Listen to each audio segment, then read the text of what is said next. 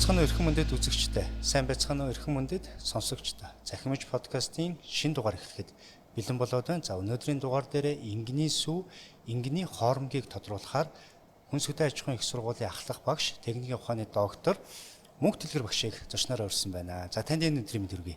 Өдрийн мэнд сайн байна уу? Хүнс үйлдвэрлэлийн технологич инженер Бат Очрын Мөнх Дэлгэр 2008 онд шинжилгээ ухааны технологийн их сургуулийг Хүнс үйлдвэрлэлийн технологич инженер мэргэжлээр төгссөн. 2010 онд шинжилгээ ухааны технологийн их сургууль, Хүнсний инженер биотехнологийн сургууль, Хүнс судлалын ухааны магистрийн зэрэг хамгаалсан. Харин 2014 онд Бүгд найрамдах Хятад ард улсын Өвөр Монголын Өөрт Цэцэх оронд Өвөр Монголын Хөдөө аж ахуйн их сургуульд докторийн зэрэг хамгаалсан байна.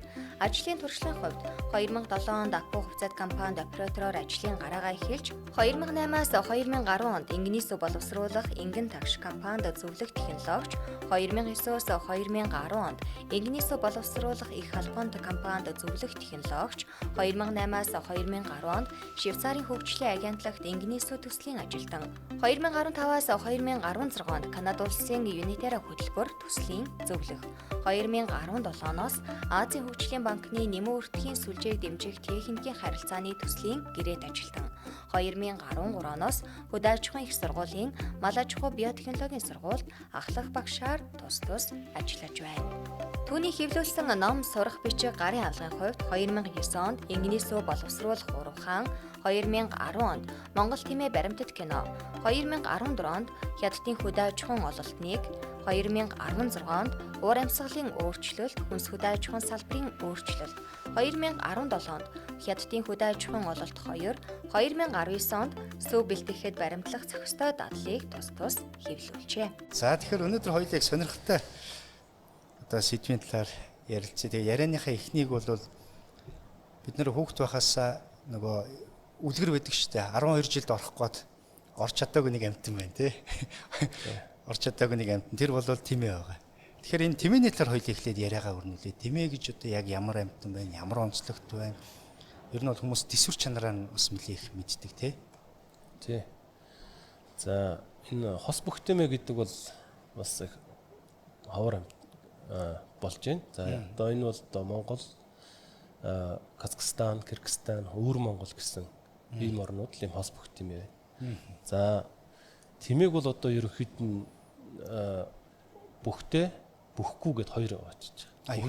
Ерөнхийд бүхтэй тэмээ гэдэгт нь нэг бүхтэй тэмээ те.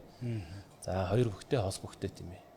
За тэгээд бүхгүй гэдэгт нь нөгөө жишээл за энэ Боливи зэрэгт байдаг нөгөө лам гөрөөс за мөн түнчлээ одоо гуанка гэх мэтлэн нөгөө ийм одоо амтнууд бол бас энэ тэмээний бүлэгт бол хамаарж орж байгаа юм байна. Нийтдээ бол ингээд тэмээний бүлэгт нэг энэ 6 төрлийн нэг бол харин тэмээний хамааруулж байна. Одоо бүлэгт лам гөрөөс ордог гэдгийг би сонсоод их сонирхолтой санагдчихжээ л дээ. Тэгээд лам гөрөөс нэг төрлийн амт нэг төрлийн нь ороод явдаг юм.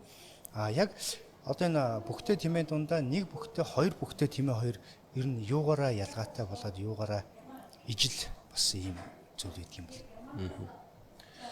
За нэг бүхтэй тэмээ болохоор зэрэг энэ халуун одоо дулаан уур амьсгалтай ийм газар амьдардаг. За Монгол тэмээг бодох юм чинь ноос ноолуур байхгүй шүү дээ. За харин одоо хос бүх тэмээ бол одоо манай оронд эрсдэс уур амьсгал тасан зогтсон одоо ноос ноолуур ихтэй тийм ээ. За дүүгэрчүүл барам одоо сүн ашиг шим өндөртэй. За энэ бол одоо манай орны говь бүсийн цөлийн бүсийн аймгаар.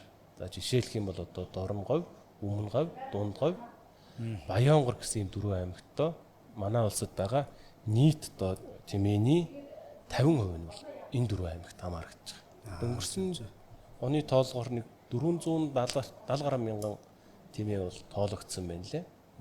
За энэ бол бас сүүлийн жилүүдэд тэмээний тоотлогоо тогтмол өсөж байна. Хамгийн багадаа бол 2007 онд 260 орчим мянган толгойд хүртлээ бол буурж исэн. Яагаад ингэж өсөх болов? За энэ бол бас хэд хэдийн шалтгаантай. За орон нутгаас бас их анхаарсан. За ботго боожуулсны мөнгө олгосон. За хэднэгэр гэдэг юм бол? За одоо 20 мянгаас нэмэгдээ 50 мянга болсон гэж би сүүл зан. Хүүхдээ 20 мянга гэдэг шиг л. Тий. Манайхан чи ер нь мөнгө тараахтай их дуртай шүү дээ. Ямааны мөнгөч тараана, ботгоны мөнгөч тараана. За ботхон тэгвэл 50 мянга байдаг юм. За дээрэс нь бол энэ тэмээг одоо өсгөж үржүүлэхэд нөгөө түүнээс гарч байгаа бүтээгдэхүүнүүд үн цэнтэй болж байгаа нь бас энэ тэмээний тоо толгой нэмэгдэхэд бас нэлээд их том дэмжлэг болсон гэж боддог. Би нэг олж унсан ер нь бол тэмээний сүрэг бол тэмээ сүрэг бол Монголын нийт малын одоо бүтцээр наваад үзэх юм бол 0.8% л эзэлдэг гэсэн тооцоол байсан. Тий. Тэгэхээр таны хэлдэг бол 400-аад мянга орчим. 470 гаруй мянган толгой бай. Тэгэхээр ер нь бол цөөхөн тэгсэн мөртлөө ашиг шим их өндөртэй ийм төрөл нь болж байгаад байна шүү дээ, тий. За ашиг шим нь өндөртэй гэхээсээ илүү нөгөө гарцны хувьд аваад үзэх юм бол одоо бага л да. Гэхдээ энэ гарч байгаа ашиг шим нь өөрөө л зах зээл дээр үнэтэй байгаа учраас л одоо энэ одоо тэмээ маллах одоо өрх хүмүүс бол одоо сүүлийн жилүүдэд нэмэгдэж байна гэж ойлгож байна. Тэмээг бол одоо хуучин бол жин тэхэд хамгийн гол ашигладаг байлаа. Одоо нэг жин тэхэд бол яг байдаг л баг, цөөхөн байдаг баг. Моос нь нэлээд байх шиг байна. Сүүн нэлээд одоо хэрэглээнд их сайн байгаад байх шиг байна. Маханд бас явж байгаа баг тий. За тэмээний нөө махач бол бас журмаар хоригдсон байгаа шүү дээ. Одоо жишээлх юм бол нийтийн зах худалдааны газруудаар одоо тэмээний махыг бол зарахыг журмаар хоригдсон байж байгаа. Ямар учраас тэгдэм бол? Тоо толгойн цөөх учраас одоо хамгаалахын тулд түүнээс одоо малчид одоо өөрсдийнхөө эдшинд өөрсдөө үнсэнд бол идэхийг бол одоо зөвшөөрч байгаа. Нийтийн худалдаанд одоо ингээд нийтийн худалдаа зах дэлгүүрээр л одоо худалдаа алахгүй л ийм арга хэмжээ авчихсан. Бас хүчтэй юм. Юуны инг ер нь бас нөгөө бусад одоо малаасаа бодох юм бол нөгөө тэлт хийх хугацаа их урт байдаг гэж сонссон. Тий. Бас нөгөө бусд малтай харьцуулах юм бол харьцангуй удаан хийлээд байдаг. Одоо хонь хүргээ гэх юм бол 5-6 сар одоо хийлээд хийж байна те. Тэгтэл инг бол одоо 13-аас 14 сар хийлд байдаг. За тэгэхээр зэрэг нэг талдаа бол ингээд өсөлт удаантай амтан боловч нөгөө талдаа бол энэ нөгөө сайлын хугацаанд ашиглах ийм одоо хоногийн бол ихтэй. Тэгэхээр зэрэг үхрийг бол одоо бид нэр 6 сар цагаад ингээд сүүний лактазын сар дуустдаг шүү дээ. Тэгтэл одоо ингийг бол бид нэр 570-80 хоног хүртэл жил гарна тий. Тий. Хугацаанд одоо сайлсунд ашиглах юм боломжтой. Жилийн хугацаанд одоо нэг ингнээс юм дунджаар хэдэн литр ингнээс авдаг бол? За ер нь бол одоо үнэ ч гэсэн одоо сүтээс үгүүгээс хамаарат янз бүр байдаг шүү дээ. Тэгэхээр зэрэг лувсангойн хийсэн судалгаанаас харахад бол нэг ингнээс бол дунджаар жилдээ нэг 300 орчим литр суул одоо заах боломжтой гэдэг. Гэхдээ энэ тоо бол нөгөө бутга өгснөөс хассан суу шүү. Хассан суу. Яг сайланд авч байгаа. Яг сайланд авч байгаа суу тий. Тэгэхээр чинь үхэр бол нэлээ их штэ тий. Тий. Одоо жилд одоо хэд тавьчихсан гэж тооцсон. За одоо ашиг шимттэй үхрүүч одоо 10,000-аас дээш гарч штэ жилдээ. 10,000 литр дээш тий. 20,000 литр гардаг сууч. Дэлхийн рекорд ч одоо 50 хэдэн мянган литр гарч байна тий. Нэлээд өндөртэй. Тэгэхээр зэрэг хэмжээ бол энэ дээр их биш. Харин бид нэр эндээс авж байгаа ашиг шим за мөн дээрээс нь энэ нь бол одоо энэ бүтээгдэхүүнийг улам үн цэнтэй болгож өгч байгаа. Одоо зах зээл дээр бол одоо ингний сүү, үхрийн сүү хоёр бол одоо үнийн зөрүү нь 3-аас 4 дахин юм зөрүүтэй байгаа шүү дээ. Нилээн их өртгийн хувьд ялгаатай гэсэн. Тэгэхээр зэрэг бид нэр одоо нэг инг саавал одоо нэг үхэр саах дайны тийм ээ ийм мөнгийг бол одоо олж болох нь шүү дээ хэмжээнд. Тийм байна. Бидэд 100 бас нэлээ хөдөөгөр явлаа. Яг малчтаас сүүний компаниуд авч байгаа 1 литрийг ер нь бол нэг 800-аас 1000 төгрөгөөр 1 литр сүг авт юм лээ. Үнэний сүг. Яг хам богд дээрээс бол одоо яг ингний сүг бол 5000 төгрөгөөр авч ил 1 литрийн. Тэгэхээр чинь 5 дахин их нэлээ өндөр тий. Гадаад зах зээл дээр ер нь ямар үнэтэй байдаг юм бол? За ер нь бол гадны зах зээл дээр харьцангуй үнэтэй. За 1 литр сүүл дунджаар 100 г сүү шүү. 100 г сүүл дунджаар бол ер нь $3 орчмоор зарагдчих ингнээс. Аль бүс нутгууд. За энэ бол одоо бүгдний харамт хятад ард улсад л зарагдаж байгаа юм байна. $3. 100 грамм. 100 грамм. Тэгэхээр 1 литр нь $30 гэсэн шүү. Тэгтэл одоо бидний энэ хоормогч нь хэдэн миллилитр лээ? За чинь 250 байгаа хаа. 250 мл юм байна. 250 мл чинь 4500 төгрөгөөр зах зээл дээр зарагдчихж байгаа тийм. Тэр зэрэг одоо дэлхийн зах зээлтэй харьцуулах юм бол одоо хэд дахин хямд өртөгтэй зарагдаж байна. За энэ бол манай Tesla компанийнхны одоо хийж байгаа ингээд хоормог байгаа тийм. За тэгэхээр бол сүүний хувьд бол баг гардгийн мөртлөө ашиг шим өндөртэй одоо шимт хичээлэг чанар өндөртэй гэдэг юм тийм. Тэгэхээр шимт хичээлэг чанар гэдэг байгаа зүйлд нь одоо энэ ингийн сүүнд яг юу багтж орж байна. За ингийн сүүнд бол одоо их онцлогтой. За бид нар бас их холоос авчирч тээвэрлж авчирч савлж байгаа шүү дээ энэ чинь хэрэглэгч төрөж байгаа. Тэгэхээр зэрэг үүнийг даахтын тулд одоо сүүнд нэг бактерицид чанар гэж байдаг. Бактерицид чанар. За энэ бактерицид чанар гэдэг нь юу хэлээд байна гэхээр энэ сүрүү саасны дараа гадны одоо бичил биетэн ороход тэрийг бол өөрөө шууд ингээд устгаадаг ариун чанар бий болгодог гэсэн. Тэгэхээр энэ чанар нь бол нэлээд өндөртэй.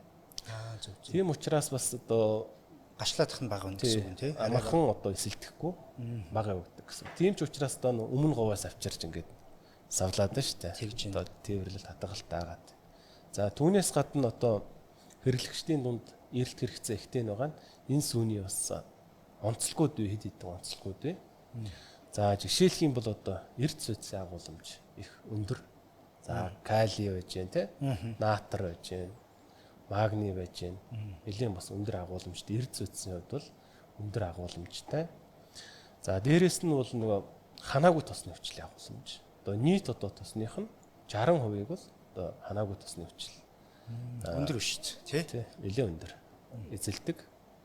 За түүнээс гадна энд ч одоо нөгөө амин хүчлүүд үл орлогдох амин хүчлүүд нэлээд их баялаг. За жишээлх юм бол энэ амин хүчлүүдээс за хүний биеийн одоо хортой нэгдлийг саармагжуулахад оролцдог нөгөө альфа лактоглобулин. Зөв. За мөн одоо органик хүчлүүд, глутамины хүчил эдний агуулмж бас нэлээд их агуулдаг. За тийм учраас одоо энэ бол өөрөө үнэтэй байхаас өөр аргагүй ийм бүтээгдэхүүн. Саяны тэр амин хүчлүүд лактоглобулин эднэр чинь бол энэ дархлаа тогтолцоонд хамгийн бас чухал нөлөөтэй. Тийм. Уурах нэгдэл шүү дээ тий. Одоо хүний дархлааг дэмждэг ийм уурхууд шүү дээ. Глобулин, лактоглобулин эднэр чинь. За мөн дээрээс нь бол одоо глутамины хүчил гэж юм тийм ээ. Тэр эднэр бол бас их өндөр агуулдаг.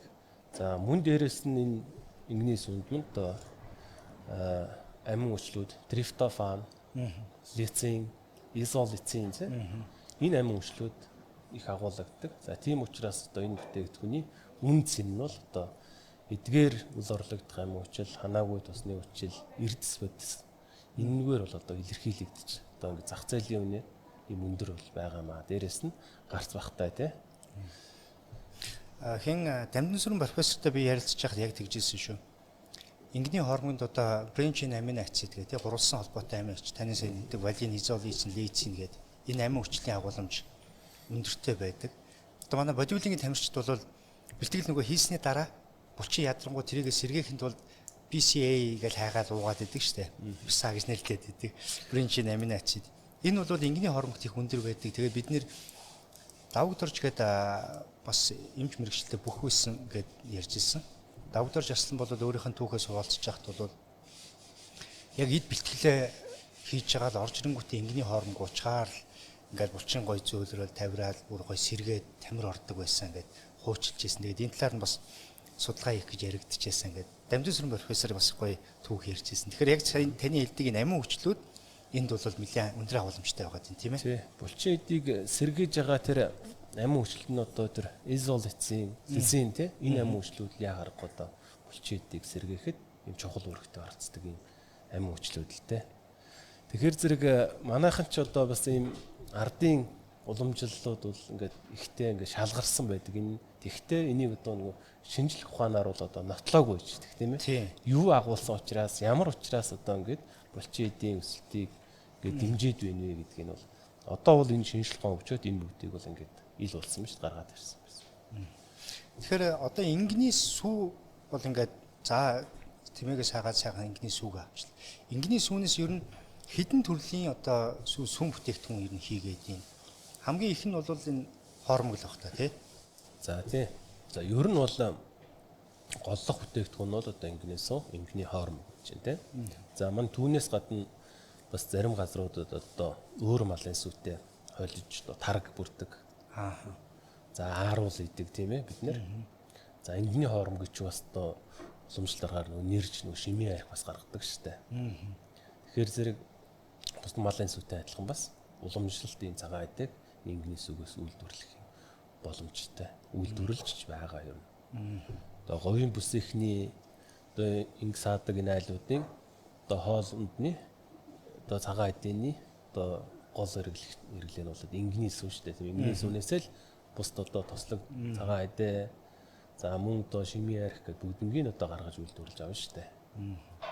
Тэмээн давхай гэдэг нэг том ааруул байдаг тий. Тий. Манай говийнхан эдэг. Говийнхан ч бас ингэний сүн тослог өндөртэй учраас одоо томоор нэг хийждэг тий.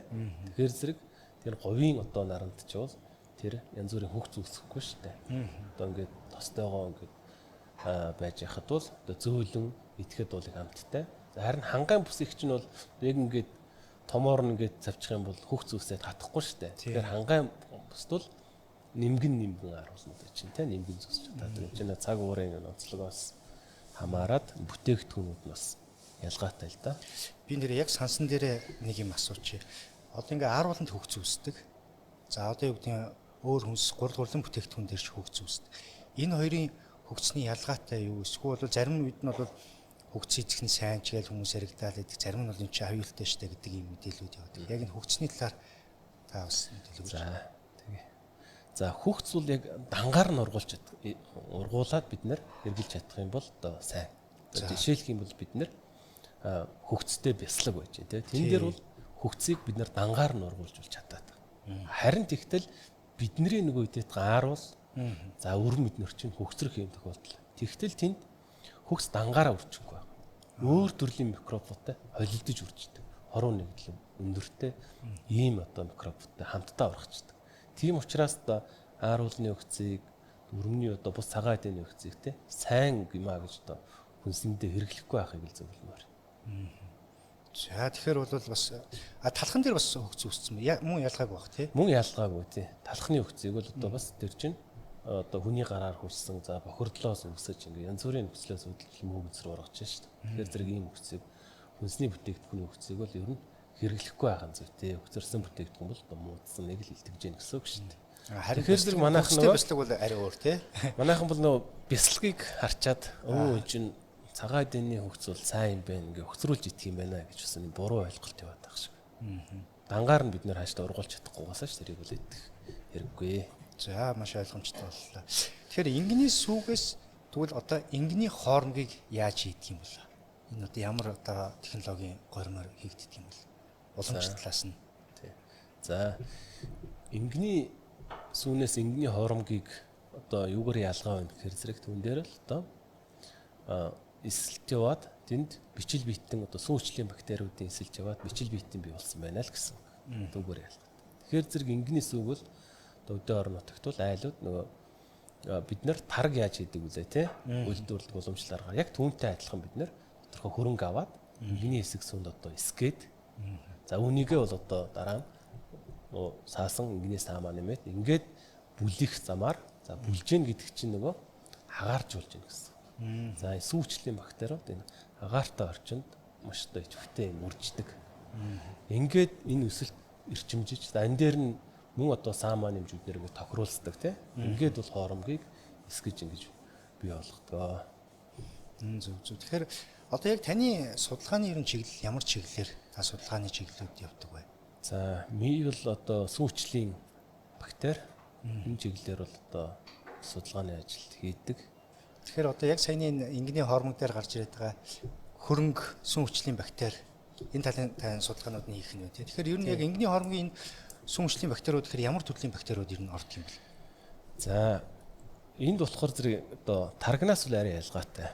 За тараг бол нөгөө арай 40 хэдэн градуст бид нэр эсэлт явуулж байгаа шүү. Тэгэхээр зэрэг нөгөө дулаансаг төрлийн бичил биетнүүд бол үржиж байгаа. Тэгэхээр зэрэг энгэний хоорм гэдэнд бол за Acidophilus-ийн төрлийн хойж байна. За мөн одоо Lactococus-ийн төрлийн юм бичил биетнүүд. За мөн дээрээс нь нэмээд Streptococcus-ийн ийм бичил биетнүүд бол энгэний хоормгонд түлхүү үрждэг. За зөвхөн энэ сүн хүчлийн бактериас гадна цууны хүчил ийм за мөн одоо торпийн хүчлийн эсэлтүүд ингэж явагддаг.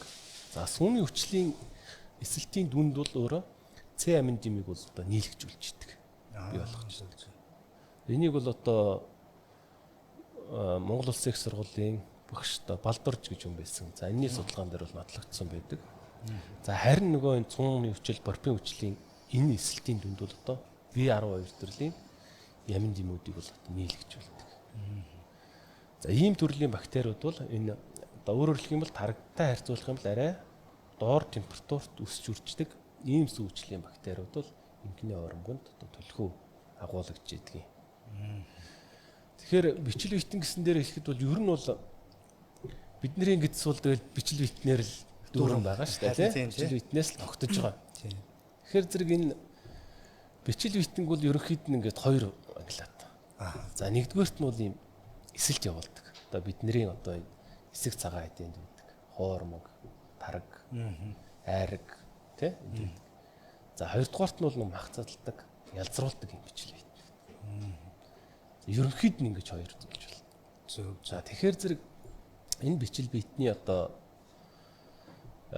балансыг алдуулахгүй за зөв тэнцвэртэй үржүүлэх нь бол хүн эрүүл байх бас нэг үндэс юм аа. Одоо тэгэхээр ялзруулдаг бактериуд гэдэг чинь тий. Тэгэхээр мах бид нэр их ингээл байнгын ер нь уурагт нэглүүд мах их хідээлэвэл одоо энэ ялзруулдаг бактериуд нь арай ихсээд ийн гэж ойлгож болох уу? Тийм. Одоо бид нар одоо хүнсэндээ тийм мах их хідээд ингээ уурагтлагдээд байх юм уурагт агуулсан ийм мах их идэх юм бол ялзруулагч төрлийн бичил биетнүүд одоо бидний бүдүүн гэсэн одоо нь тийм ээ илүү үрждэг. Тэгэхээр зэрэг энийг бид нэр эргээд давмгайлахын тулд хамгийн сайн арга бол одоо эсэг цагаатай хэрэглэх юм аа. Тэгэхээр зэрэг энэ байгаа саарамг орчныг нөгөө сүн хүчлийн бактери буюу бидний энэ сүн хүчлийн бактери хүчлэг орчин энийг бол одоо дарангуйлж өгдөг. Өсөлтийн ингээ саарамгж болж өгдөг, сааруулж өгдөг. За энэ хоёрын баланстай тэнцвэртэй авах нь бол хүн одоо түрүүн хэлсэн тийм эрүүл байх бас нэг том шалтгаан болж байгаа. Саяны яг энэ үндслэлтээр бол одоо бид нар тэгээд байгаа шүү дээ. Тэ нөгөө өвөлдөө ичээ идэн, хүйтэн сэрүүний өлөлд махаа идэн, тэгээд зунд нь сүү цагаагаа иддэг, гиз цайлах уламжлал гэдэг. Одоо энгийнээр нэрсэн боловч яг үндслэл нь бол тэр бүдүүн гизэнд оршоод байгаа өвөлд одоо хавартаа мах идсээр хаад ялцруулагч нэгсээд байх нь тий. Тэрийг одоо сүү цагаатай гараад ирэхээр нь тэнцвэржүүлж өгдөг энэ процессыг одоо бид нэр гиз цайлах уламжлал гэж нэрлэдэг шиг байна л да. Тий. Одоо монголчууд мал аж ахуй хариулж байгаа одоо энэ хөдөө амьдарч байгаа энэ цагуурын нөхцөлд өвлийн үйлрэлд бол одоо мах итгэээс аргагүй шүү дээ. За мах өөрөө уург их агуулж байна, тос агуулж байна. Энэ нь бол нөгөө дулааныг үүсгдэг тийм ээ. Бүдүүн гэсэн чинь дулаан их ялгаруулдаг. Тэр тусмаа одоо хадууны мах тийм. Энэ чинь бол одоо ханаагүй тосны үйлчлэх агууламжтай. Түүнээс гадна нөгөө хялбархан хүний биед нөгөө шимэгддэг. Нөгөө тосных нь хайлах температур хүний биеийн температураас доор учраас.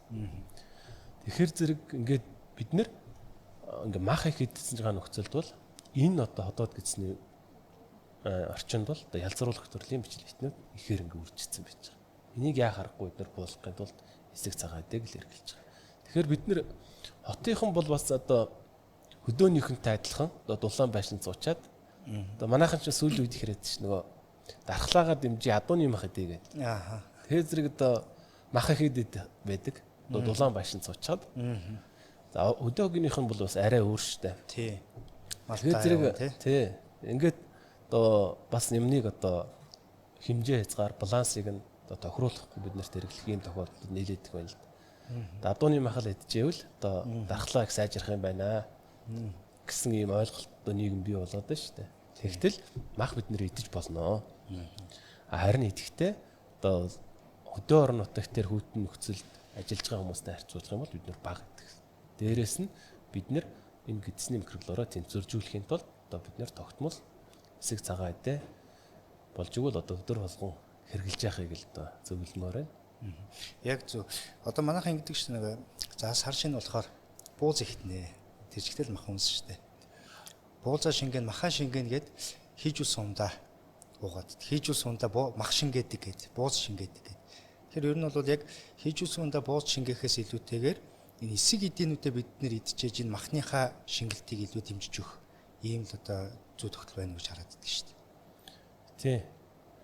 Ер нь бол бид нар чинь махал их идсэн бол одоо одоод гисний пункт зүйл ажиллагааг тэнцвэржүүлэх гэдэг шүү дээ, тий. Тэгэхээр зэрэг эсэг цагаан эдээг бол ингээд хэрэглэхээс юм зайлшгүй. За уламжил дээр нөгөө бид нэр гид цайлах гэдэг тий. Тэгэхдээ одоо манайхан чинь одоо махны хэрэглээ маш өндөртэй болцсон. Тэгээд бас цагаан эдийн хэрэглээ нь арай бас бага болоод байна уу да гэж бодчих. Тэгэхээр зэрэг дулааны үйлрэлд бол ерсмаа одоо цагаан эдээг илүү их төлхөө хэрэглэж явах нь бол одоо зүйтэй юм. За мөн одоо дээрээс нь бол одоо манайх чинь сүүлийн үед бол одоо энэ хит боловсруулсан үнсийг одоо маш их үнсэндээ хэрэглэж байна. За хит боловсруулсан гэдэгт нь одоо би юу гэлээд байгаа юм гэхээр зэрэг өндөр технологиор боловсруулсан. Жишээлх юм бол одоо цагаан гол гэж тийм. За энэ бол нэг хальсан давхаргын ялгаад тийм ингээд ирэмдээд одоо цум хэсгийг ялгаж шít. За эсвэл одоо нөгөө махыг чинь зэрэгэлчээд байгаа тийм. Нөгөө холбоос хальсан хэсгийг ялгачаад шít. Тэгээд ялгачаад холбоос байхгүй байвал одоо хамгийн сайн чанарын нэгдүгээр зэрэг ингэж нийлээд байгаа. Тэр нь үнэтэй тийм. Энийг одоо ингээд авч хэрэгэлдэг. За мөн дээрээс нь усыг ч дуус ингээд бүр эртсэн шүүчдэг тийм гих мэтлэн. Тэгтэл бол одоо дэлхийн нийт бол одоо энийг бол одоо ийм хүнснээс бол татгалзаж эхэлж байна. Буцаад одоо хит их өндөр технологиор боловсруулаагүй одоо байгалийн бүтээгдэхүүнийг органик бүтээгдэхүүнийг хэрэглэхийг бол илүү төлөхөө зөвлөд байгаа. За энэ дээр одоо жишээлх юм бол юу гэх юм бол одоо тэр үр тариаг одоо болж игэл битгий одоо ингэж ялгаач ээ. Хальсан давхархтай хамтд нь хэрэгжилж чинь эслэгтэй хамтдна гэсэн үг шүү дээ. Махыг мөн адилхан. Одоо тэнд байгаа одоо бүлэг шөрмөс тэр холбоос эд чинь энэ эслэгийн үүргийг гүйцэтгээд байгаа юм аа. Тэгэхээр юмтэй хамтд нь хэрэгжилж заншия гэж ингэж үзээд байгаа. Түүнээс усны бас эрдэсийг одоо шүүх тийм шаардлагагүй биднэрт хүний бид хэрэгтэй шүү дээ. Тийм. Ийм хүнсийг бол одоо бид нэр сүүлийн үед хэрэгжилж байна. За ингээд энэ нь бол нөгөө органик гэдэг бидний нэг өгдөг хүнс байлаа. Органик хүнсийг л төлөвлөгөө хэрэгжилж байна. Органик хүнс л одоо дэлхийн зах зээл дээр бас нэлээд үнэтэй болоод эхэллээ шүү дээ. Тэглээ. Нэлээд үнэж байна. Харин хэд боловсруулсан бүтээгдэхүүн бол одоо үнэн одоо ажмаар одоо буурах тийм ээ хүмүүс одоо авахаа болж шүү дээ. Хэрэглэхээ болж эхэлж байна. Ийм одоо дэлхийн чиг хандлага бол явж байна. Тэгэхээр одоо миний зүгээр харж байгаа өнцгөр бол угийн дэлхийн чиг хандлага бол Монголд яг сөөр хөрсөнд байгаад юм л да. Бидний уламж давхуутан тий ашигтай бактери гээл дэлхийн одоо пробиотик бол ийм том давлгаа явж штэ. Тэгэхэд бид нэр уламжлалт эсэг эдийн зөндөө байж байна. Махан бүтээгдэхүүн илүү одоо ийм нүүдлийн аж ахуйтай тий нүүдлийн одоо мал аж ахуй байх юм бол хамгийн ашигтай гэж Монголд өгөн байгаад идэг. Энэ бүх зүйлүүдийг харин зохистой яг энэ одоо энэ стандарт юмнуудыг нэвтрүүлчих юм бол Монголд бол хамгийн эрүүл хүнс байх өгөн боломж суур нөхцөл байна гэж хараад байгаа. Тий.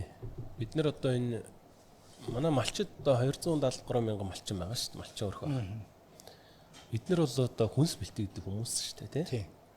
Хүнс бэлтгэдэг хүмүүс. Тэгэхээр энэ 270 мянган малчин бол одоо хүнсээ бэлтгэхдээ зөв дадал хөвчлөлтэй л байх хамгийн чухал болж байна. Тэгэхээр зэрэг бид нэр одоо малчтаа бас мэдээлэл өгөх, мэдлэгжүүлэх, сургах, хүнс бэлтгэж байгаа хүмүүсийг одоо яавал эрүүл органик хүнс үйлдвэрлэх вэ гэдэг дээр одоо ийм сургалт заах. Тэгээ дээрэс нь одоо энэ органик бүтээгдэхүүнийг бид нэр буцаад баталж цаад өндөр үнээр худалдаж авдаг ийм зах зээл бас биднэрт одоо үүс бий болох юм бол одоо бид нар дагаад ийм бүтээгдэхүүнүүдийг үйлдвэрлэх байгаа гэж бодож байна. Нэр яг тийм бид шүү. Бид өмнөгөө хам богд руу очлоо. Тэгээд яг энэ одоо энэ хоормгийг хийж байгаа одоо сайлын бэлддэг айлуудаар сурвалжиж очиж үзсэн. Тэгэхэд бол ингэдэг юм байлээ. Одоо жишээлбэл за жилэн дээрээс нь ингээд сүүгөө саагаад гэрлүү өрөөсөө орохгүй гэсэн зарчимтай. сайлын хувингаа бариад яг гадаа нь ингээд одоо энэ Tesla компанийн өөрсдийн одоо патенттэй инновацийн нэвтрүүлсэн юм бил. Нэг жижиг ийм машинуудтай. Дээрээ болохоор нарны панелтай. Тэнгүү шууд сайлаа тэнд нь шүүгээд хийчдэг юм бил. Тэнгүү тодорхой хэмжээний хэм нь буураад ирэнгүүт нь доороос нь савлаад дахиад нөгөө арынх нь хаалхан дээр нь хөлдөөдөг хөргүүрдэг одоо хөргүүр хэсэгтэй. Тэнгүүд мэдээж тэр хөргүүр чи энерги гаргахын тулд нарны панелаа одоо эрчим хүчээ ашиглаад ингээ хөргөчдөг. Тэгээ маргааш нь ирээд нөгөө сүгэ авдаг хүмүүс нэрээд ирээд аваа явчихдаг. Өөрөөр хэлэх юм бол эндээс ерөөсөө энэ одоо бидний хүнсэнд ирж байгаа энэ сүв айл руу орохгүй гэдэг ийм зарчимтай. Яг гаднаас нэм цэгүүд дээрс нь авдаг. Ийм одоо технологи гормыг бол бас нэвтрүүлсэнийг үнэхээр хүнсэнд нэрээ ингэж л байх хэрэгтэй байна гэж би бас өвдөө бол бас бодож л байсан. Тий. Сүү бол тэр тусмаа их эмзэг бүтээгдэхүүн тий. Одоо нэг тусалсан одоо бид ингээ агаар дээр явахтал одоо 300 орчим мянган ийм бичил биетэн үржиждэг. Гараар саах үед тийм ээ. За мөн дээрэс нь бохор гараар штэ саах үед. Тэгэхээр зэрэг одоо малчтын саажгаа хүний эрүүл хуваас өсөөд бид нар маш сайн энэ зохистой татлыг стандартыг одоо баримтлах хэрэгтэй. Энийг бол одоо манай Tesla компанийн одоо хэрэгжүүлээд явж байгаад бас их талархав штэ. Одоо бид нэр цаашдаа энийг одоо улам дэлгэрүүлэх тийм ээ. Бас шаардлагатай. Тэгэхээр ингээд за ингэдийн хормыг бол би баг байхад манай өвөн бол хавнд уух гэж ингээл хөдөөгөөс хүмүүс рүү захиал олдцож их ховортой яг энэ тимэтэ айлуудаас л одоо загтдаг ийм л байсан.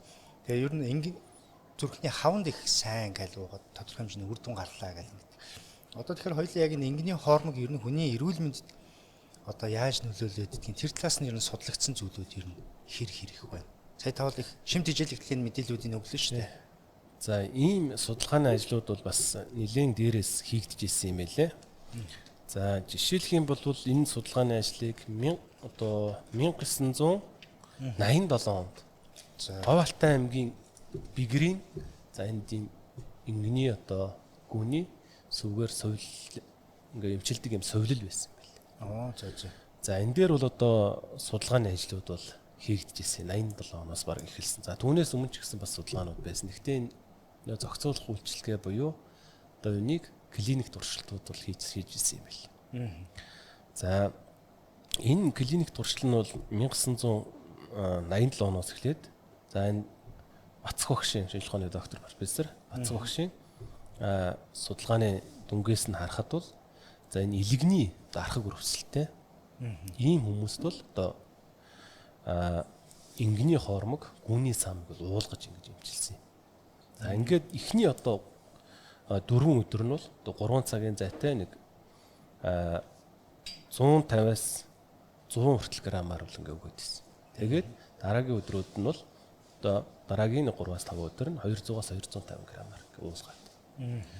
Ингээд энэ хүмүүсийг одоо элэг цэсний энэ өвчлөлт нь одоо хэрхэн нөлөөтэй байна вэ гэдгийг судалж үзэхэд их сайн үр дүнгууд бол гарсан байлээ. Жишээлх юм бол одоо элэгний үйл ажиллагааны одоо шинжилгээ болох халаатын хэмжээ бол одоо 2 дахин буурсан.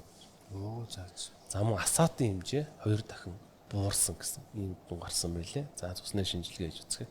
За мөн дээрэс нөө цусны үйл ажиллагааг илэрхийлдэг нөө билбүрэн ураг тий. Билирубины тий. Билирубины хэмжээ бол одоо 35 хүн дээрээс хүнээс 34-д нь бол одоо эрг нөлөө үзүүлсэн гэсэн.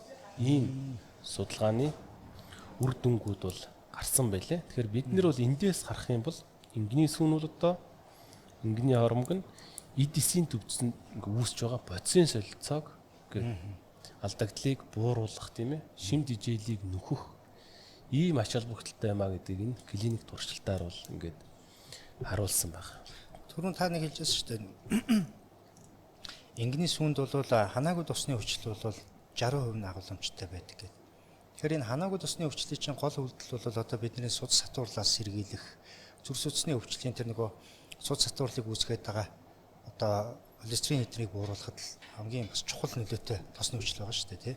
Тэр талаас нь зүрх судасны өвчтөлтэй холбосон судалгаанууд ер нь хэрэгжсэн байт юм л. За зүрх судасны үйл ажиллагаатай холбогдсон судалгаа бол бас би нэг олныг олж харсангүй. За харин чихрийн шижин дээр хийсэн судалгаанууд бол бас байдгийн байна. За чихрийн шижний эсрэг одоо судалгааг бол Өвөр Монголын хөдөө аж ахуйн сургуулийн багш журамт багш одоо ийм судалгаануудыг хийсэн байна лээ.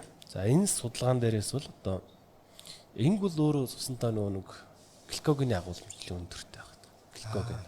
Тэгэхээр энийг бол одоо задалдаг ийм өвөрмөц ген бол одоо тийм байна гэж ингэж судалсан байна. За тэгээд ингээд ингэний суулгаад энэ цаахран шижинтэй хүмүүсийг аваад судалгаа хийсэн байна лээ. За энэ судалгааны үр дүн бас их сонирхолтой харагдсан. За ингээд хэсэг бүлэг хүмүүсийг аваад зарим хүмүүс нь бол инсулиний эмчилэг. Хоолны дэглэмтэй хамт эмчилсэн байна. За нөгөө бүлэг хүмүүстэй бол хоолны дэглэм. За дээр нь одоо ингээд 500 мл ингэний сүг ингээд өгөөд байсан. Уусгаад байсан. За ингээд одоо шинжилгээний үр дүн нь бол одоо ингэний инсу хэрэглэсэн хүмүүсийн 92% гэж байгаа. 92% нь инсулиний хэрэглэх хэмжээ нь бол одоо 30% хүртэл буурсан. Их өндөр үзүүлэлт юм тий. Тий, өндөр үзүүлэлт. Буурсан гэсэн ийм одоо судалгаа бол гарсан байлээ. За энийг бол одоо бас хулган дээр бас туршиж үзэхэд бол бас нэлээд яг адил нэлийн өндөр үр дүн бол гарсан байлээ. Тэгэхээр зэрэг чихрийн шижний эсрэг үл эргэлж байна. За дээрэс нь бол одоо хаван хөөх, за мөн одоо зүрх судаснд гээд гэмчилж байгаа. Энэ нь болохоор зэрэг ингэнээс үний бол нөгөө эрдэс бүтцийн агуулмж өндөр байхтай холбоотой. Жишээлх юм бол одоо натрий, калий, магний те энэ эрдэс бүтцүүд агуулмж нэлээд өндөр байдаг учраас яа харахгүй л одоо наатар чинь одоо хаван буулгах тийм ээ үйлчлэгээд. Тэгэхээр зэрэг яг одоо энэ хаван бууж гайсан дээр бас буулгасан зүрх судас нөлөөлсөн хэсэг судалгааны ажил бол олж харсангүй.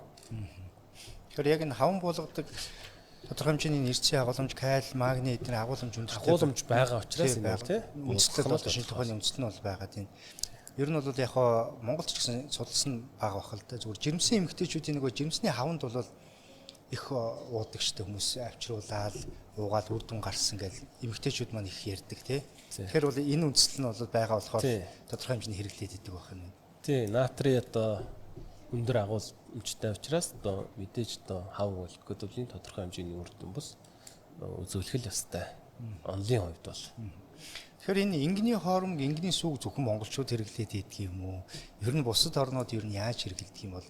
Та жишээлбэл таны яг судалгааны чиглэл бас энэ сүн хүчлийн бактери яг хамгаалсан, доктор хамгаалсан юм болохоор Өвөр Монгол хамгаалсан. Өвөр Монголын хөдөө аж ахуйн сургууль. Тэгэхээр Өвөр Монголд одоо бас яг энэ ингэний сүг хоормгийн ер нь хэр хэмжээнд хэрэглэдэг юм бол, хэр хэмжээнд судалдаг юм бол? За энэ ингэний сүний хэрэглээ бол одоо хятад улсад бол нэлээд их өргөн болсон. За үнэн ч одоо бас их нэлээд өндөр болсон. Тийм байна тий. Тийм. За тэгэхээр зэрэг яагаад ингэж үнэн өндөр болоод хэрэглээ их болоо гэвэл ингэний сүн дээр судалгааны ажлууд одоо маш үр дүнтэй судалгааны ажлууд сайн хийгдсэн. За өнийгээ бол одоо эргээд хэрэглэгчдэд хүмүүст таниулж чадсан. За ингээд бол энэ зах зээл нь бол одоо энэ эрдэм шинжилгээний ажлыг дагаад одоо ингээд хэрэглээ бол бий болоод үн өртгөн нэмэгдээд ирсэн. Тэгэхээр зэрэг буцаад одоо малчтын ахуй амьдрал бол одоо сайжраад энэ одоо малчтаас одоо авж байгаа сүүний өртөг нэмэгдээд ирэхээр зэрэг энэ хүмүүст одоо бас амьдрал ахуй нэг сайжрах ийм үр нөлөө бол гарч байна. Нэр яг малчтын амьдрал ахуй гэсэн дээр одоо энтнийхэн бол ингээд сүгэ авахад газар дээрээс 1 литрийг 5,000 төгрөгөөр хөдөлж авдаг юм билээ. Тэгээс хардаа нөгөө хэр их сүү нийлүүлснээс хамаарад ер нь 4-өөс 10 хүртэлх сая төгрөгийн одоо орлоготой байдаг малчин айлууд байдаг гэд мэдээллийг бид нарт өгч ирсэн. Тэгэхээр чин сард одоо за яг 4-өөс 10 гэхээр дундчлаад нэг 5 сая гэж бодъё л. Тэгэхээр чин бол бас малчин одоо өрхийн одоо амжиргаанд нэлээх дэмтэй шүү дээ тий. Тий.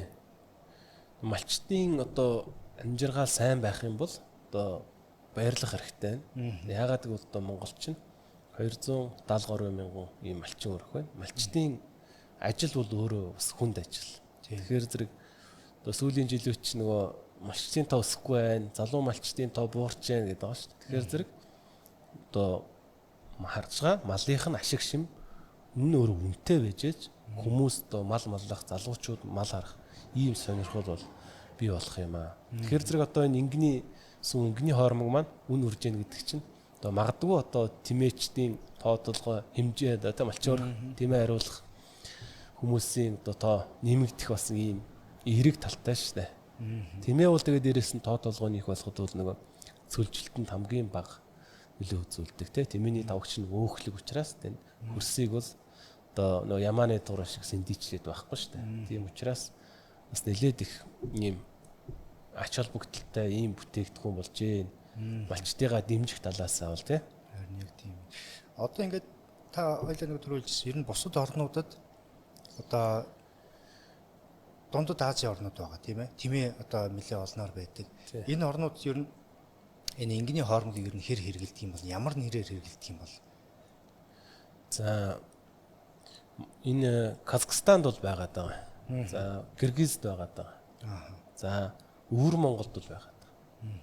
За харин тэр одоо Арабын улсуудад нэг бүх дормодери тэмээний ингэнээс бол тодорхой хэмжээгээр байна. Бид нэр бол бас их үнэтэй юм билээ зах зээл. Гэхдээ эднэр бол энгэний зах зээлийг нөгөө энгнээс үг бол нөгөө хатаасан байдлаар пүүдэр болгоо.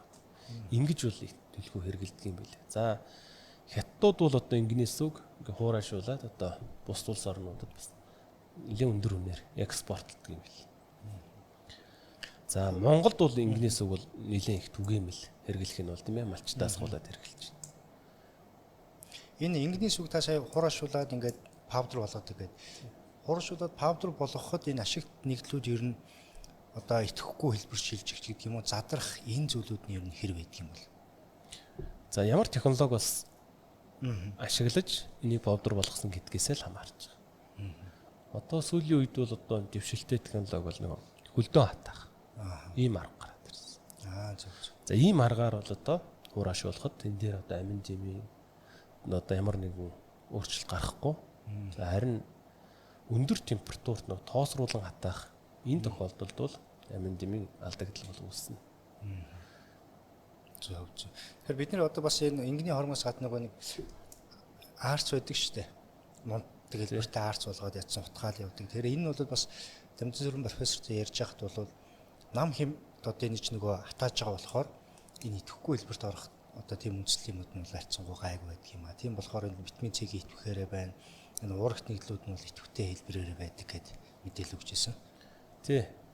Өндөр температурт боловсруулахгүй нам температурт бид нэр боловсруулах хэрэгтэй юм. 60 градусаас та итрэхгүйгээр тийм ээ. Бага температур 65 градусаас итрэхгүйгээр боловсруулах хэрэгтэй юм байна. Эсвэл одоо хөлдөө хатааж хөлдөөгөөд тэгээд тэндх агаарыг чихтэй агаарыг вакуумд осуулсаар ингээд сороод авчдаг. Энэ аргыг бол одоо бас нэлээд их тэгтээ өртөг өндөртэй бүтээмж харьцангуй бага арга л да. Гэхдээ бол бүтээгдэхүүний хувьд л одоо шимт чанарыг хэвээр хатгалдаг их сайн талтай юм арга. Tesla компани дээр мөн энэ хөлдөө хатаах төхөөрөмжүүд бас судалж авсан байлээ. Энэ аргаар бас бүтээгдэхүүн үйлдвэрлэхээр ингээд төлөвлөлөд ажиллаж байгаа юм. Тэгэхээр таны судалгааны чиглэл одоо яг энэ сүн хүчлийн бактериудын чиглэлээр судалгаа хийдэг. Яг эрдмийн зэргийн хамгаалсан судалгаа гэдэг. Тэгэхээр би юу гэж хараад нэхэр таны нэг судалгааны чиглэл бол яг одоо энэ цаг үед бол тренд болоод байгаа хамгийн их одоо судлагдаад байгаа ард иргэд хүртэл одоо пробиотик нэрээр нь ашигтай бактери гэдэг нэрээр ер нь хүмүүс бол энгийн хэрэглээнд бас мэддэг болоод байгаа шүү дээ тийм ээ. Тэгэхээр хоёул одоо яг таны судалгаатай холбоотой тэн дундаа ашигтай бактери гэж юу хэлээд нь пробиотик, пребиотик гэж юу хэлээд энэ талаас нь хоёул сайхан ярилцаад юм. За тэгээ. За пробиотик бүтээгдэхүүн гэдэг үг ерөөсөө л ашигтай бичил үйдэг. Одоо биднэрт хүний хоол боловсруулах үйл ажиллагааг дэмждэг ийм одоо ашигтай бичил биетнүүдийг пробиотик гэж нэрлэдэг. Харин пребиотик гэдэг нь болохоор энэ ашигтай бичил биетний чинь дэмжиж өгөх үйлчилгээ үзүүлдэг. Энэ одоо бүтээгдэхүүн нь бол пребиотик бүтээгдэхүүн. За энэ хоёр хоёулаа ажиллах бүтээгдэхүүн. Энэ бол симбиотик үйлчилтэй бүтээгдэхүүн. Хосолсон хэлбэрээр байх юм бол тийм. Симбиотик юм үйлчилтэй гэж ингэж үздэг. За ер нь бол манайд бол одоо ийм пробиотик бүтээгдэхүүнүүд хатаасан ийм бүтээгдэхүүнүүд бол одоо маш их худалдаалагдаж байгаа. Эмийн сан за одоо хүнсний дэлгүүрч гэсэн худалдаалагддаг болсон шүү дээ. Тэгэхээр зэрэг цаашдаа бол бид нэр Монгол улс тайныг одоо үйлдвэрлэх юм ер нь бол шаардлагатай гэж бодож байгаа. Монголд бол одоо энэ сүн хүчлийн бактерийн одоо маш их сайн одоо тэсвэр чанар өндөртэй ийм сүүнчлийн бактериудын сан бол байгаа. Уламжлалт аргаар олон зуун жилийн турш бид нэр энэ бактериа бол ингэж хамгаалж хэрэгэлсээр ирсэн. Тэгэхээр зэрэг зарим улс орнууд бол Монголоос доо дээж яваад ялгаад авчихсан бүтээгдэхүүн үйлдвэрлэчихсэн байж байгаа. Жишээлх юм бол одоо Японд одоо Монголын одоо тарагнаас ялгсан бактериар хийсэн бүтээгдэхүүн гэж байгаа. Япончууд ч бас шудраг учраас дээр нь бичиж дээ л да. Тийм байна тий. За хятад доо бичихгүй байх шиг байна. Хятад бол бас нэлээд их дээж авч бид нэр Монголоос сүүнчлийн бактериуд ялгаж сүүнчлийн бактерийн сангаа бол бүрдүүлэхтэй бол баяжуулсан. За солонгосчууд бас нэлээд ихийг бол ялгаж авч баяжуулсан. Тэгэхээр Монголд одоо яг өөрийн одоо уламжлалтын сүн хүчлийн бактериудын өв сан одоо гэхэд ер нь хэдэн төрлүүд бүртгэгдсэн байдаг юм бол. За яг одоо нэгдсэн сан гэж бол одоо байхгүй шүү дээ Монгол улсын. Нэг дор ингээ бүртгэдэг энэ сан гэж байхгүй. Харин одоо хувь хүмүүс одоо ялгаад түүнийгээ бол одоо дэлхийн сүнчлийн бактерийн санд ингээд бүртгүүлээд код авчихсан. Ийм бактериуд бол одоо хувь хүмүүс дээр л одоо над дээр одоо тийм хэд дээр одоо Монгол хэдэд гээд код өгöd ингээд кодлцсон. Тань дээр одоо жишээл ямар төрлийн бактерийн патент байна? За над дээр нэг 3-4 төрлийн бактериуд их бий. Гэхдээ энийг шалгаруулж авсан бактериуд одоо Lactococcus, Helveticus гэдэг бактериуд бий. Гэхдээ энэ бактериуд Helveticus болгон адилхан гэсэн үг биш. Нэг адилхан одоо бактериудын шинж чанар нь өөр байгаа. За жишээлх юм бол одоо зарим бактериуд одоо нөгөө антибиотик төсвөртэй. Бид нэр одоо ийм уучгаар зэрэг бол ходоод гидсэн байгаа. Ашигтай, ашиггүй бичил битнийг бүгднгийн чинь ингээд устгах чинь шүү дээ. Тий. Бүгднгийн байхгүй болгоч. Харин бид нэр ийм уусны дараа бол одоо антибиотик төсвөртэй ийм пробиотикийг хэрэглэх хэрэгтэй. Бас бүх пробиотикийг бүх пробиотик бол антибиотик төсвөртэй гэсэн үг ш. Энийг бол сонгон шалгаруулж авдаг. За түүнээс гадна одоо зарим пробиотикуудыг бол одоо нөгөө сүсний хүчил одоо төсвөртэй байна уу? За мөн одоо ходоодны хүчлийг төсвөрлж гин үү те бүдүүн нарийн гэсэн очиж чадж гин үү гэдгийг л үзээд ш. Энд одоо шалгаруулж ингэж бол ялгаж авдаг. Тэгэхээр ингээд ялгаад авсан одоо бактериуд бол одоо байгаа. За одоо магадгүй одоо дараагийн төслийн хөтөлбөр сайн байх юм бол одоо Монгол улсад ийм пробиотик бүтээгдэхүүн одоо утгагүй үйлдвэрлэгдэнэ. Наач өстө гоё мэт байна. Би яг сая таныг ярьж байхад бодож илээ л да. Одоо би миний санаж байгаагаар Апогийнх баха. Сайн гэдэг нөгөө тараг бүтээгдэхүүн байгаад. Тэн дээр ч нөгөө нэг хэсэг ингээл рекламдахтаа Германы тийм бактерийг бид нэр албан ёсоор нь аваад бүтээгдэхүүн дээр орууллаа гэж рекламддаг тий. Тэрэн шиг одоо жишээл үйлдвэрлэгчд маань та бүхний энэ патенттай судалгаагаар гаргаад ирсэн энэ юм төсвөртэй байх шүү гэдгийг үйлдвэрлэлд нэвтрүүлээд явах юм бол нөгөө эрдэм шинжилгээ үйлдвэрлэл хоёр маань яг ингээд гоё одоо эргэлтэнд ороод эрдэмтдийн одоо яг бүтээл өөрөө бас зах зээлийн эргэлтэнд ороод явах хамгийн чухал зүйл байна л да. Тий. Одоо бол манайх чинь таргны хөрөнгөө хүртэл гаднаас авч байгаа шүү дээ. Одоо бол гаднаас аваад өөрсдөө үйлдвэрлэж чадахгүй. Бүх пробиотикуудыг бас гаднаас худалдаж авч байгаа. Тэгэхээр зэрэг биднэрт бол бас та энийг үйлдвэрлэх өөрсдөө их юм одоо боломжтой гэж ингэж харж байгаа. Гэхдээ тэгээд энэ хөрөнгөний үйлдвэр байгуулахад маш их одоо эрчим хүч шаарддаг гэсэн энэ үний юм. Ямар ч үгүй юм. За хөрөнгөний үйлдвэрлэл одоо бол бас арцсангуу гайгүй. Одоо бол нөгөө технологи бий болсон учраас хөрөнгийг бол одоо өсгөрлөөд ферментчорт их хэмжээгээр бий болох хэрэгтэй шүү дээ. Түүний дараа бол одоо дулаанаар бол усруулахгүй учраас хүйтнээр хөлтөөж тагаад ингээд ялгаад авчих.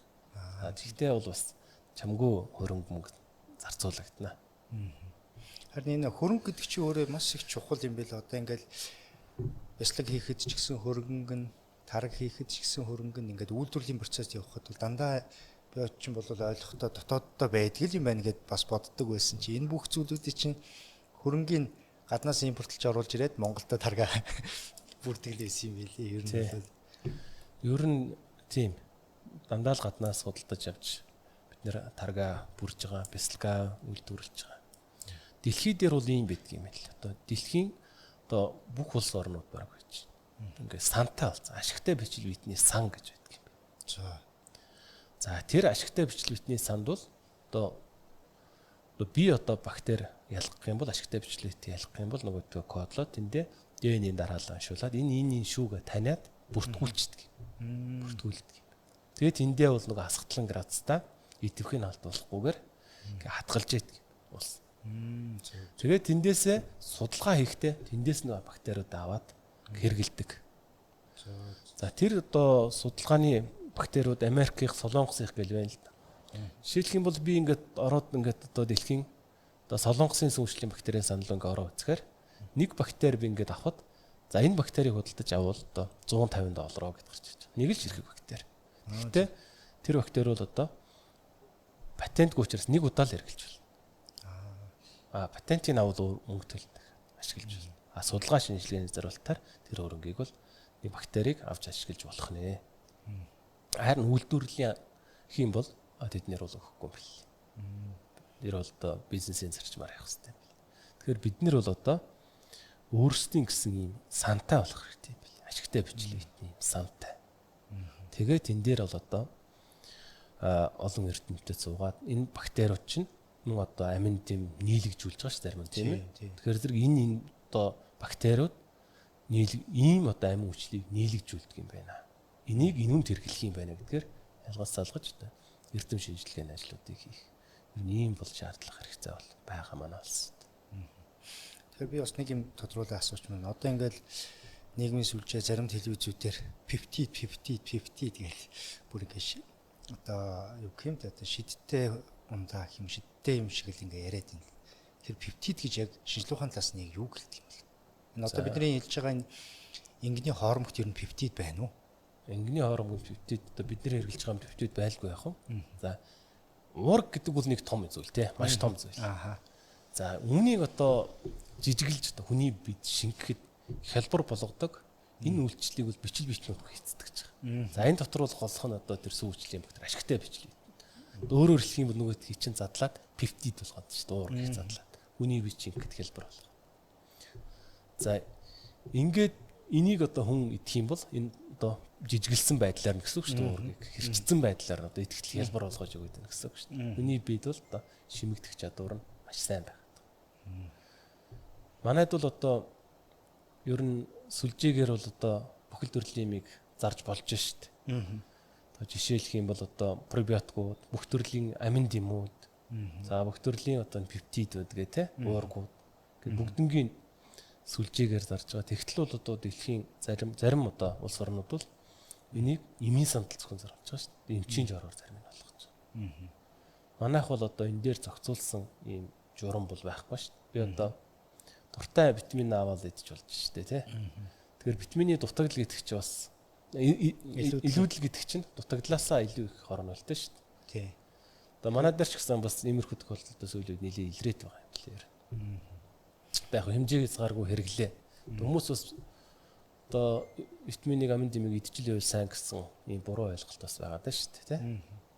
Тэгтэл энэ одоо амин дэмийг витаминыг хүнснээс авах юм бол харин одоо ямар ч одоо илүүдэл үүсэхгүй шүү дээ. Хэдийн хэмжээний тарг уугаад хэдийн хэмжээний хоормог уугаад одоо пробиотикийн илүүдэл үүсэхгүй шүү дээ. Тий. Одоо ингэдэг шүү дээ нөгөө айр гараад ирэх, за ингээ саам уугаад ирэх, айрыг дөнгөж ухаад их гүйлгдэг тий. Зарим хүмүүс тэгж байгаа зүгээр болчихдээ. Тэр одоо яг тэр нэг ашигтай бактериуд нь орсноос холбоотой байна уу? Тэр ямар нөлөөтэй байдаг юм бол? За тий. Тэр болохоор зэрэг одоо гидсний гөрүүлц хөдөлгөөнийг одоо нэмэгдүүлж яах гэсэн үг шүү дээ. Тэнд бол одоо нөгөө эрдэс үтсийн агуулмж байж байна. За дээрэс нь бол нөгөө энэ ашигтай бичил биетнүүд. Одоо өөрөөр хэлэх юм бол одоо бидний ходоод гидсний орчин солигдож байна гэсэн үг байна шүү дээ. Одоо дараагийн төрлийн бичил биетнүүд үржих гээд эхний хэсгийг чинь ингээд гадагшлуулж шүү дээ. Хөөж чинь тий. За гүйлг нь бол одоо цагаан дээдэд эхний ээлжинд одоо 1-2 гүйлэх нь бол одоо тийм муу зүйл биш ээ. Санаа зовх зүйл ерөөсөө байхгүй. Тэгэхээр зэрэг одоо харин ч одоо сайн зүйл болжээ. Гидс нөгөө жинхэнэ харин тэгэхээр энэ төрлийнхээ бичил биетнийг үржих орчноо үүсгэж байгаа юм байна гэж. Тэгэхээр яг л тэр нөгөө айрыг энэ цэгээ нисэг гэдэг чи өөрөө амьд одоо бактери байгуулахаар тийм чинь хоол цэцруулах тогтолцоонд ороод нэлийн идэвхжүүлж өгсөний үр дүнд эхний хугацаанд тэрийг бол нөгөө зохицтлоо гүйлгэж ийна л гэсэн одоо санаа шүү дээ тийм ээ. Тэгэхээр одоо таны яг сайн хэлсэн ингээд одоо ашигтай бактериудыг та судлаад дэлхийн нийтэд бол эрүүл мэндийн талаас нь нөлөөллийн зарим нь судалж байна. Хүнс үйлдвэрлэл талаас нь судалж байна. Та бүхэн бол яг бактери талаас нь ингээд судлаад байна. Ер нь энэ ашигтай бактерийн судалгаа, энэ пробиотик, энэ микробиом хүний одоо микробиомын орчныг ер нь дэлхийн нийтэд ер нь хэр хэмжээнд судалж байна. За энэ бол ер нь нэлээд их судлагдсан юм билээ. Дэлхийн одоо бүх улс орнуудын одоо одоод гидсэнд одоо ямар төрлийн бичил биетнүүд байдгийг ингээд судлаад гений санал ингээд бүртгэгдсэн юм билээ. За эндээс бол одоо монголчуудын байхгүй. За монголчуудынхыг бол одоо яг хятадуудынхтай ч юм уу адилхан гэж үздэг байна. Адилхан гэж. За хятад бол сүүлд нь бас нэг тийм бага хэмжээний цөөхөн хүн дээр бол судалгаа хийсэн манайхаас.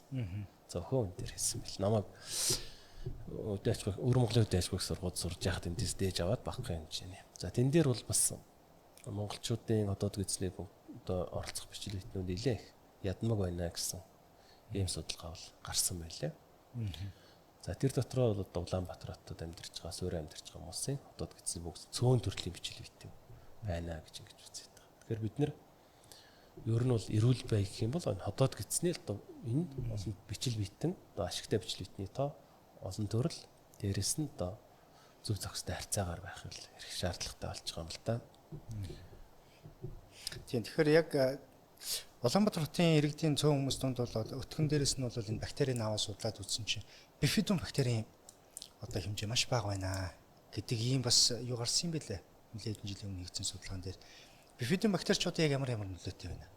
За тий. Бифидум бактери бол ерөөсөө хамгийн их байгаа нь одоо нөгөө эхийнхээс сүүх өгч байгаа хүүхэд биш тий. Хүүхдэд одоо хамгийн их байна. Тэр ялхахтаа нэг хүүхдийн өтгнөөс ялхахаар бол хамгийн их ялгардаг. За энэ бол одоо эхийн уургал гэсэн үг гэж яах вэ? Хамгийн одоо сайн хамгийн анх одоо хүний бид байж ийм бичил бит байна. За энэ бол ашигтай төрлийн бичил бит. Бас одоо эсэлтэх төрлийн үйлчлэг үзүүлдэг.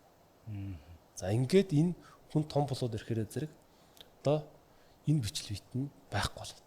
За өөрөөр хэлэх юм бол бид нар гидснийхээ бичил битний орчныг бол сольчоод шүү дээ. Ялзруулагч төрлийн бичил битнүүд их өрчижээд байна. Бид нар махан онс одоо их хэрэглээд байна гэсэн үг л дээ. Тэгэхээр зэрэг энэ бичил битэн бол одоо байхгүй болчиход. За ер нь бифидум бактерийг бол ингээд тусад нь ялгцсан ингээд савлцсан пробиотикаарч ингээд худалдаалж идэг шүү дээ. Савлж идэг. Тэгэхээр зэрэг одоо бид нэр байсан юм байхгүй болгочоод нөгөө юм худалдаж авч байгаа хэрэгжиж шүү дээ. Үнсэн дээ. Тэгэхээр зэрэг бол бас бид нэр одоо туйлын одоо буруу хооллолтой амьдралын хэм маяг нь бас буруу болоод байгаа гэж уламжлалт юмудаас их холдоод ийна л гэдгийг илэрнэ шүү дээ, тийм ээ. Би энэ дээрс нэг юм асууч.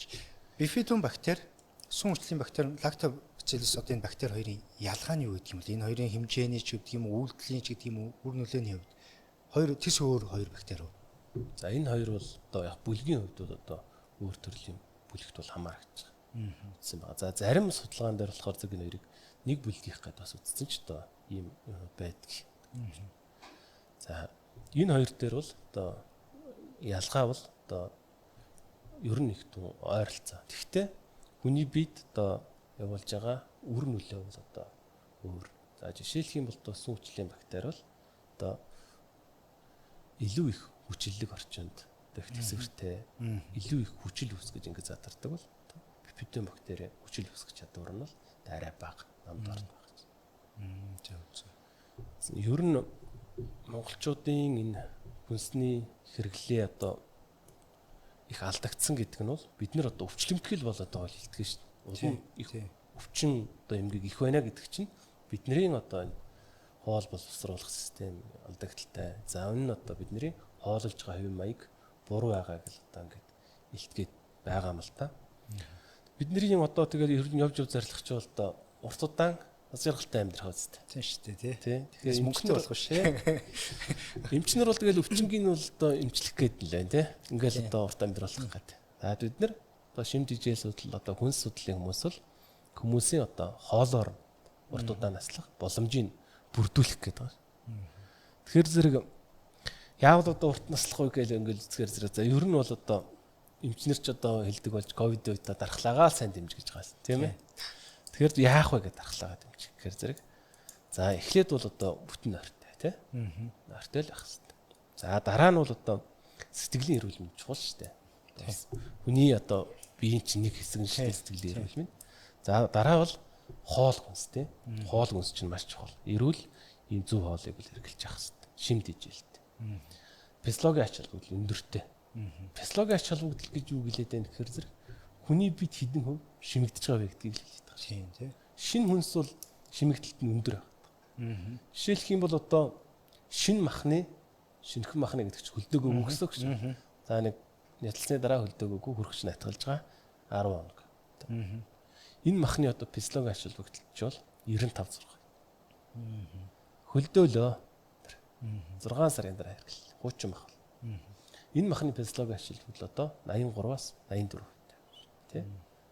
Тэгэхээр зэрэг бид нар одоо шинэ хүнсийг аль болохоор одоо хэрэглэхийг л одоо зөвлөмөр байна. Тийм яг энэ дэр бол одоо бид нар нөгөө амтсан эмэгтэйчүүдийн шинэ хоньны шүл болгоно гэж ингэдэг шүү дээ. Тэр чинь бол одоо хамгийн гол тэр шимүүдийн тэр нойтон мах шинээр нь л одоо яг таны хэлдгээр нь үндэслэл байх юм л тийм. Ер нь одоо шинэхэн одоо хүнсийг идэх юм бол амархан тэнхэрж जैन тэ. Тэр нь алдсан эрдэс бодис. За энэ алдсан одоо энерги бол одоо хурдан нөхчин шүү дээ шинэ бүтээгдэхүүнээс. Ер нь бол хамгийн одоо үнэтэй хүнс юу вэ гэвэл органик шинэ хүнс. Органик шинэ хүнс шүү дээ. За ингээд ер нь бол одоо энэ хоол хүнсийг бид нэр одоо зөв хэрэгжилж энэ ходоод бүтсний функцийн үйл ажиллагаагаа хямраахгүй одоо тийм ээ ингэж зөв дордож явах нь бол биднээс л хамаарна. Хоол хүнсээр одоо бид нэр одоо functional бууж гэж нарьдаг зохицуулах үйлчилгээтэй бас зарим чиглэлсэн ч гэж яриад байгаа. Ийм хүнсийг одоо түгээмэл одоо дэлхийн нийтээр хэрэгэлдэг боллоо шүү дээ. Эхлээд бол одоо хүмүүс цадах хэрэгтэй тийм биз? За энэ цадахад бол одоо хоол хүнсний одоо тэр хүмүүс хиддэг байлаа гэж.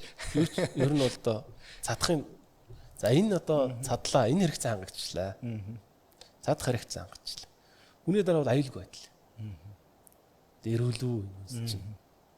Яг юу ч вэ гэж бодсон шүү дээ. Энэ хэрэгцээ хангацсны дараа тэгж бодсон шүү дээ. За ингээд нэг л эвгүй болоо явчих чи юу ч вэ гэдэг. За эрүүл ахуйн байдал хангагдлаа хянагдаад. Ааха. Ингэчлээ. Дараа нь юу руу орох вэ гэхээр зэрэг дараа нь бид нэр одоо энэ хүнсний бүтээгдэхүүн бидний эрүүл мэндэд ямар нөлөө үзүүлж байна гэдгийг чухал болчихж байгаа. Ямар нөлөө үзүүлж байна. За өөрөөр хэлэх юм бол одоо энэ төвшөнд ирчвэл бид нэр энэ зохицуулах үйлчилгээтэй совиллийн эмчилгээ совиллийн чиглэлийн энэ бүтээгдэхүүнүүдийг хүмүүс нь хэрэгжилж ирдэг юм. Тэгэхээр зэрэг манайх одоо зарим хэсэг маань одоо бас нөгөө хоол ижээлийн хумсдлоо тийм ээ. Энийг бол арилгаагүй байж шүү дээ. Зарим хэсэг маань одоо бол эрүүл ахуй асуудалтайгаа явж байхад одоо нийгмийн дээд хэсэг нь бол одоо энэ жинхэнэ одоо гаднаас нөгөө хүнсээ зөвөрлж иддэг гэдэг байгаа тийм. Бидний яаж нөлөөлж байна гэдгээс хүнсээ бол одоо сонгож хэрэглээд шүү. Яг одоо яаж нөлөөлөх үү гэдэг тэр хоёлаа бол өнөөдөр энэ энгийн хоормог тэгвэл яг тэр юу юунд яаж нөлөөлөд байгаа нь совлын чанар байна уу, өрсөн сэргийлэх чанар байна уу гэдгийг хоёлаа бол нэлээд агшин шатны хүнсэн дээр ярьлаа гэж ойлголоо шүү дээ. Тэглээ. За тэгээ өнөөдрийн бичвэрийн ярилцах цаг энэ төрөд ерөнхийдөө төгөж байна. Тэгээ та магадгүй миний асууж амжаагүй та бас хэлэндээ гэж бодож исэн зүйлүүд байвал энэ хормыг танилцуулъя. За. Тэгэхээр зэрэг ер нь хүн одоо урт удаан жаргалтай амьдрахын тулд одоо идж байгаа хүнс хоолой анхаарч явах хэрэгтэй. Бид одоо ямар хүнсэд нь бидний бие бол түүнийг бол илтгэнэ гэж үгүйдэг. Тэгэхээр зэрэг дээрээ одоо Монгол орондоо үйлдвэрлэсэн органик ийм бүтээгдэхүүнүүдийг одоо сонгож хэрэгжилж байгаарэ гэж усмээр байна. Одоо манайх одоо хөвчлэн хит боловсруулсан эсвэл нөгөө нөөшлөгч химийн бодисоор орсон хатгалдаг. Жишээлх юм бол одоо сахарын агуулмж өндөртэй ундаа, жуус. За аль эсвэл одоо хүчлийн агуулмж ихтэй нөө чипс. За давсалсан одоо бүтээгдэхүүнүүд те.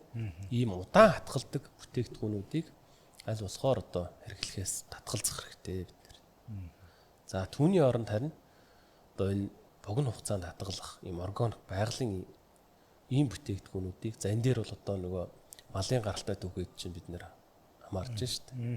За мөн дээрээс нөө жимск нь байгалийн те. Эднэрийгээ өднөө нэр төлхөө эргэлж яахыг л доо уриалмаар байна. За баярлалаа. За их сонирхолтой гоё ярилцлага өрнөлөө. Тэн дундаа бол бас бидний ашигтай бактери бичил биетний талаар ярьж өглөө. За тэн дундаа бол нөгөө тимээ энэ ингэний хоромгийн бас ач тусын талаар шинжилгээ ухааны мэдээллүүдийг өгсөн. Мөнхтөлөр багш танд баярлалаа. Тэгээд ажил үстэн амжилт хүсье. За баярлалаа. Урьж оролцуулсанд баярлалаа. Амжилт хүсье. Баярлалаа. Захимч подкаст энэ түрээд өндөрлж байна. Дараагийн дугаараар уулзлаа. Түр баяртай.